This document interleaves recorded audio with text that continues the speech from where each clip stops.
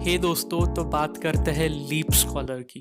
YouTube के ऊपर हम सभी ने काफ़ी इनकी एडवर्टीजमेंट देखी है कि स्टडी इन कनाडा के एक्सपेंसेस क्या हो सकते हैं, स्टडी इन कनाडा के लिए कौन सी आपको स्कॉलरशिप्स अवेलेबल है। तो आज सारी चीज़ें हम इस वीडियो में डिस्कस करेंगे।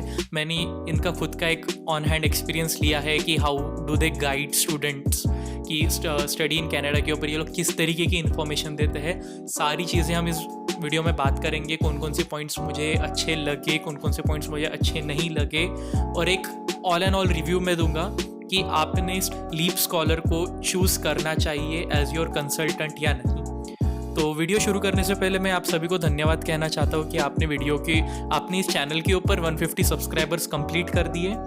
आशा करता हूँ आपको ये वीडियो भी पसंद आएगा। और मैं ये भी बता देना चाहता हूँ कि इस चैनल के ऊपर आइल्स की भी एक सीरीज़ में लॉन्च करने की कोशिश कर रहा हूँ और हर हफ्ते एक वीडियो आएगी। इसका मैं कमिटमेंट आपको अभी से देता हूँ। तो अगर आप इस चैनल पर नए हो तो चैनल को सब्सक्राइब किए बिना बिल्कुल मत जाना, क्योंकि इस चैनल के ऊपर मैं स्टडी इन कनाडा से रिलेटेड काफ़ी चीज़ें डालते रहता हूँ। तो चलिए वीडियो शुरू करते हैं।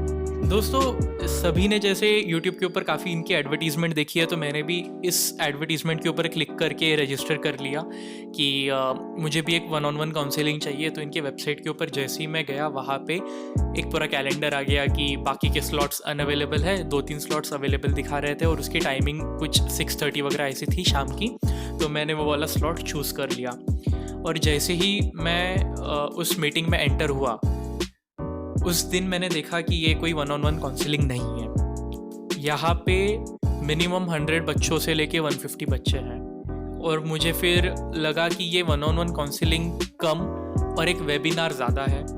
वहाँ पे जाते बराबर हमें पता चला कि हर एक बच्चे का माइक उन्होंने ऑफ करके रखा है, सो वहाँ पे क्योस क्रिएट ना हो। तो आई वाज लाइक कि ठीक है, ये बात सही भी है कि अगर एक साथ 150 बच्चे अगर बात करना शुरू करें तो किसी को कुछ समझ में नहीं आएगा।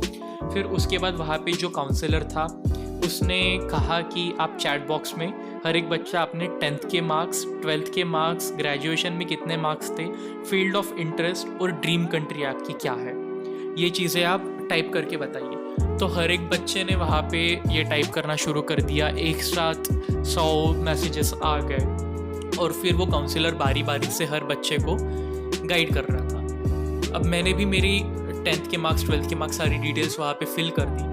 बट मुझे एक चीज़ जो बिल्कुल पसंद नहीं आई कि वहाँ पे वो काउंसलर हर बच्चे को सिर्फ 1 मिनट दे रहा था कि ठीक है, आपके 10th के मार्क्स अच्छे हैं, अगर अच्छे हैं तो ठीक है, नहीं है तो यहाँ पे आपको थोड़ा ध्यान देना पड़ेगा कि आपको ये कॉलेज नहीं मिल सकता, वो कॉलेज नहीं मिल सकता।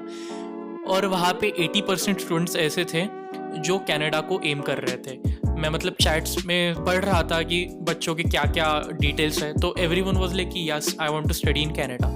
टू माय सरप्राइज, जो मुझे एक चीज़ बिल्कुल पसंद नहीं आई कि काउंसलर वाज टेलिंग कि Canada is not a good option for you, UK is a good option. अब इसके कई रीज़न हो सकते हैं, बट हमने इतनी सारी जो रिसर्च की है और फिर इस रिसर्च के बाद हमें पता चला है कि कनाडा में PR इजी है, जॉब अपॉर्चुनिटीज़ अच्छी है, 3 साल का हमें वीज़ा एक्सटेंशन मिलता है वर्क परमिट के लिए। तो इन सारी चीज़ों की वजह से हमने कनाडा चूज़ किया है। और वहाँ पे जो काउंसलर था, दे वर टेलिंग कि आपको ये यूके की दिस पर्टिकुलर यूनिवर्सिटी है, यहाँ पर आपको इजीली एडमिशन मिल सकता है।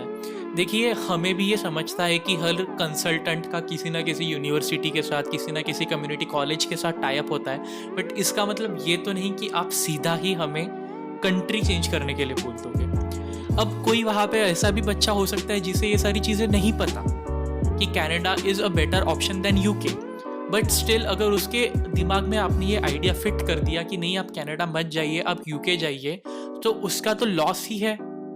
क्योंकि अगर कोई मीडियोकर स्टूडेंट है और वो अगर यूके चले जाता है तो इस सब के आफ्टर इफेक्ट्स हमें पता है। And why Canada is number 1 option for students, ये सारी चीज़ें हमने इसके पहले बहुत सारे एग्जिस्टिंग यूट्यूबर्स ने इन सब का रीज़न बता दिया है और हम इसी वजह से कनाडा के लिए हम एम कर रहे हैं। फिर दूसरी चीज़ जो आती है वो है स्कॉलरशिप के ऊपर।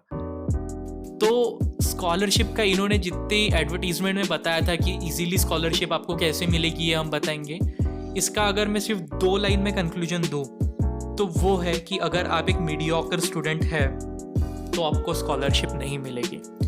अब वो 150 बच्चों में से एक दो बच्चे ऐसे भी थे जिनके 95%, 97% एंड अबाउ ऐसे वाले बच्चे भी थे, तो उन्हें दे वर टेलिंग कि आपको स्कॉलरशिप मिल सकती है, यू कैन कॉन्टैक्ट अस, ऐसा। बट वहाँ पे आई नेवर हर्ड कि ठीक है आपको ये कॉलेज में ये स्कॉलरशिप मिल जाएगी, आप वो कॉलेज में आपको ये स्कॉलरशिप मिल जाएगी, ऐसा कुछ नहीं था। फिर तीसरी चीज़, जिस चीज़ ने मेरा सबसे ज़्यादा दिमाग ख़राब किया वो था काउंसलर हर अगले 2 मिनट में हमारा ये आइल्स का पैकेज है, आप इसे खरीद लीजिए, ये 149, 499, मुझे अमाउंट याद नहीं कितने के लिए था, बट आप ये खरीद लीजिए। आई एम लाइक कि ये पहली बार हमारी मीट हो रही है, हर 100 बच्चे जो है वो आपसे पहली बार मिल रहे हैं और आप पहली ही मीटिंग में आप सबको पुश कर रहे हैं कि please buy our IELTS thing. I am like कि हमें ये जर्नी आगे तक ले जानी है। अगर कोई बच्चा आपके साथ जुड़ना भी चाहता है, आपके थ्रू कनाडा के लिए एम भी करना चाहता है, तो आप सबसे स्टार्टिंग में ही उसे बता दे रहे हो कि ये आप आइल्स का खरीद लीजिए, इतने का पैकेज है, सारी चीज़ें। मैं मेरी पर्सनल एक्सपीरियंस से बताता हूँ, मैंने इसके पहले कैनम के साथ मेरा एक्सपीरियंस था, आईडीपी के साथ मेरा एक्सपीरियंस था, किसी ने मुझे पुश नहीं किया कि आप आइल्स के लिए ये खरीद दीजिए, ये आप हमारा पैकेज है, आप कोचिंग लगाइए आइल्स के लिए। No one told me. सभी लोगों ने यही बताया कि आइल्स के लिए आप खुद प्रिपेयर कर सकते हैं। तो यहाँ मुझे ये चीज़ एक समझ में आई कि लीप स्कॉलर कहीं ना कहीं एक प्रॉफिटेबल मोटिव हर बच्चे से कैसे निकाले वो देख रहा था, और इससे मुझे इनकी क्रेडिबिलिटी काफ़ी लेस लगी, क्योंकि अगर ये पहली ही मीट में मुझे कह रहे हैं कि आपको आइल्स खरीदना पड़ेगा, आप ये खरीद लीजिए, ये इसके बिना आप आइल्स क्रैक नहीं कर सकते, तो फिर आगे जाके ये मुझे और भी ऐसे प्रोग्राम्स बताएंगे कि आप ये एप्लीकेशन फ़ी दे दीजिए, और आई डोंट नो, कुछ भी हो सकता है ना। इन एंड ऑल मुझे यही लगा कि लीप स्कॉलर एक लेस क्रेडिबल कंसल्टेंट है। ठीक है, उन्होंने उनके वेबसाइट पे काफ़ी मेंशन किया है कि 20 इयर्स का एक्सपीरियंस है, एवरीथिंग एंड ऑल, बट मुझे पर्सनली जो फील हुआ, एक वाइब जो आती है, वो मुझे पॉजिटिव वाइब बिल्कुल नहीं लगी लीप स्कॉलर के साथ। अगर आपको कंसल्टेंट कौन सा चूज़ करना चाहिए, इसके ऊपर आपको इन्फॉर्मेशन चाहिए, तो मैंने इस चैनल के ऊपर ऑलरेडी एक वीडियो बना के रखा है कि who is the best consultant according to me, और मैं भी पर्सनली किस कंसल्टेंट के थ्रू अपनी स्टडी इन कनाडा की जर्नी को स्टार्ट कर रहा हूँ। दोस्तों, अगर आपको ये वीडियो इन्फॉर्मेटिव लगा होगा और अगर आपके साथ भी ऐसा ही कुछ एक्सपीरियंस हुआ होगा, तो प्लीज़ मुझे कमेंट करके ज़रूर बताइएगा। This is not a sponsored paid review कि किसी और कंसल्टेंट ने मुझे कहा है कि आप इसके बारे में बुराई कीजिए। अगर आपको झूठ लगता है तो आप खुद भी ये चीज़ एक्सपीरियंस कर सकते हैं। Study in Canada is not a joke. आप यहाँ पे आपके पेरेंट्स की मेहनत की कमाई या फिर आप लोन लेके जाओगे, और मैं नहीं चाहता कि आप किसी के मिसगाइडेंस के थ्रू कोई गलत चीज़ चुन लो। It's a big decision for you, and I just want कि आप एक सही कंसल्टेंट चूज़ कीजिए जो आपको स्टार्टिंग से ही एक अच्छी तरीके से गाइड करेगा और आपको बिल्कुल मिसगाइड नहीं करेगा। और दोस्तों, जैसे मैंने आपको बताया कि मैं एक आइल्स सीरीज़ भी लॉन्च कर रहा हूँ, तो अगर आप आइल्स के लिए प्रिपेयर कर रहे हैं तो आप ज़रूर इस चैनल को सब्सक्राइब करना मत भूलिएगा, क्योंकि आने वाले फ्यूचर में मैं एक आइल्स सीरीज़, एक एक्सटेंसिव आइल्स सीरीज़ इस चैनल के ऊपर अपलोड करने की पूरी कोशिश कर रहा हूँ। ये मेरा कमिटमेंट है। सो दोस्तों, अगर वीडियो पसंद आया होगा तो वीडियो को लाइक ज़रूर कर देना, इन्फॉर्मेटिव लगा होगा तो कमेंट ज़रूर कर देना, और अगर कनाडा के लिए कोई प्रिपेयर कर भी रहा है तो उसे भी आप ये वीडियो प्लीज़ शेयर कर देना, ताकि उसे भी ये सारी इन्फॉर्मेशन मिले।